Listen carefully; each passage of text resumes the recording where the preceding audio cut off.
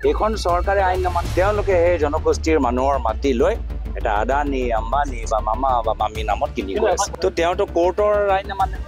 তেওঁতো নিজকে ৰজা ভাবে কাৰ্বি ৰাভা ডিমাচা মানুহবোৰ থাকিব ক'ত আমিতো মাটি অধিকাৰ দিবলৈ বিচাৰোঁ কংগ্ৰেছে ফৰেষ্ট ৰাইট এক্ট আনিলে কংগ্ৰেছে বিভিন্ন কাউন্সিলৰ যোগেদি বিভিন্ন জনগোষ্ঠী জনজাতিক মানুহক স্বাভিমান দিলে ৰাজনৈতিক ক্ষমতা দিলে আৰু তেওঁলোকে সেই জনগোষ্ঠীৰ মানুহৰ মাটি লৈ এটা আদানী আম্বানী বা মামা বা মামী নামত কিনি গৈ আছে আমিতো সদায় আইন মতে আমি চলো আইনৰ যিখিনি কথা লিখা আছে এভিকশ্যনৰ আগত যিদৰে ৰিহেবিলিটেশ্যনৰ কথা লিখা আছে এভিকশ্যনৰ আগত যিদৰে এডভান্স নটিচ দিয়াৰ কথা কোৱা আছে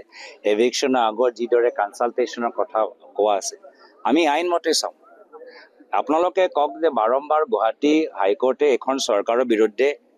আজি তেওঁলোকে যে আইন উলংঘন কৰিছে বিভিন্ন সময়ত ৰায় দিছে নে নাই দিয়ে এইখন চৰকাৰে আইন নামানে আৰু সুপ্ৰিম কোৰ্টে অলপ দিন আগতে বৰ্তমান চৰকাৰৰ গৃহ বিভাগক ধৰিছে যে তেওঁলোকে অসাংবিধানিক ভুৱা এনকাউণ্টাৰবোৰ কৰিছে তো কোনে এইবোৰ চব নিৰ্দেশ দি আছে মুখ্যমন্ত্ৰীয়ে দি আছে তো তেওঁতো কোৰ্টৰ আইন নামানে তেওঁতো নিজকে ৰজা ভাবে ৰজাৰ দৰে তেওঁলোকৰ আচৰণ অসমত কোনো ৰজাৰ ৰাজত্ব নচলিব অসমত পৰৱৰ্তী দিনত ৰাইজৰ ৰাজত্ব চলিব এইখিনি উদ্দেশ্য লৈ আমি আগবাঢ়ি গৈছোঁ সত্ৰখন আকৌ হোৱাটো আপুনি বিচাৰে নাই নে এখন একেধৰণে বেদখলে হৈ থাকিব যিখনৰ পৰা সত্ৰীয়া সংস্কৃতি চব সত্ৰীয়া সংস্কৃতি আৰু বৃদ্ধি হওক